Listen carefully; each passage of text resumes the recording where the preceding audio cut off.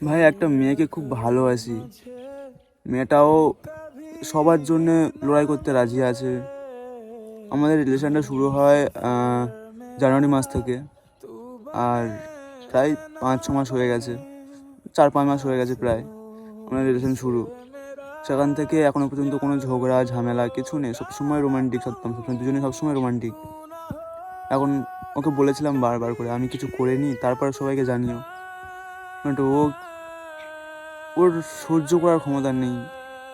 মেয়েরা তো সবসময় বলতে থাকে, মাসিকে বলেছে, ওর মাসিদের বাড়িতে আমাকে নিয়ে গেছে, ওর মাকে বলেছে, ওর বাবা জানতো না, ওর বাবা একটু রাগি টাইপের।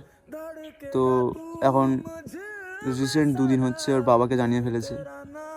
ওর বাবাকে জানানোর পরে এখন ওর বাবা ওকে মারধর করছে দিন রাত, কারণ আমি গরিব, কিছু করি না, আমার মাটির বাড়ি। তো বললাম আমাকে একটু সময় দাও, আমি পাকা বাড়ি বানিয়ে নেব, একটা দোকান করব, দোকান করার পরে পাকা বাড়ি বানিয়ে নেব। কিন্তু আমার কোনো কথা শুনছেই না, বলছে যদি তুমি পাকা বাড়ি দোকান দুটো যদি করতে পারো তারপরে মেয়ের সাথে বিয়ে দেবো, তাছাড়া বিয়ে দেবো না। বললাম টাইম তো দাও, টাইমও দিতে পারবে না। কী করব, কোনো দিক থেকে কোনো সাপোর্ট পাচ্ছি না আমি, না কোনো বন্ধু বান্ধব। ইউটিউবে আমি কাজ করছি প্রায় এই ধরো 3 বছর, এখনও পর্যন্ত কোনো সাকসেস হয়নি। কপালটাই খারাপ, যা চাই সেটাই হয় না।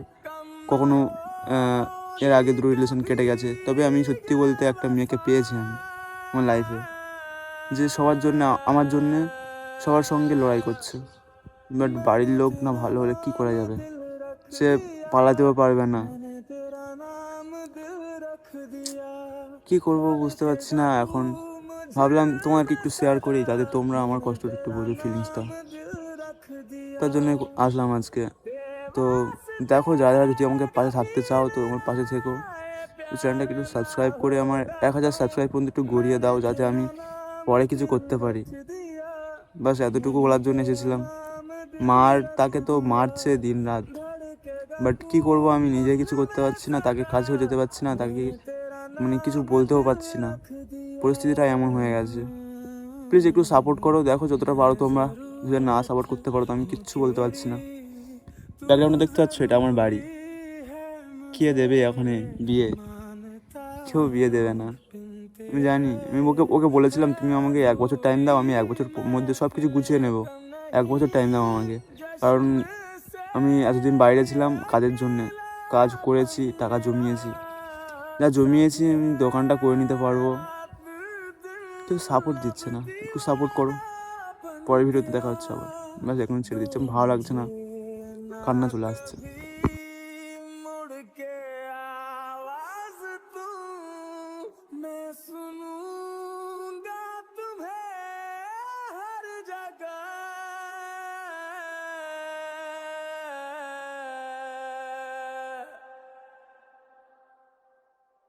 मैंने तेरा नाम दिल रख दिया, मैंने तेरा नाम दिल रख दिया, धड़केगा तू मुझे में सदा, मैंने तेरा नाम दिल रख दिया, तेरे वास्ते कभी मेरा प्यार ना होगा कम, मैंने तेरा नाम दिल रख दिया, मैंने तेरा नाम दिल रख दिया, धड़केगा तू मुझ में सदा, मैंने तेरा नाम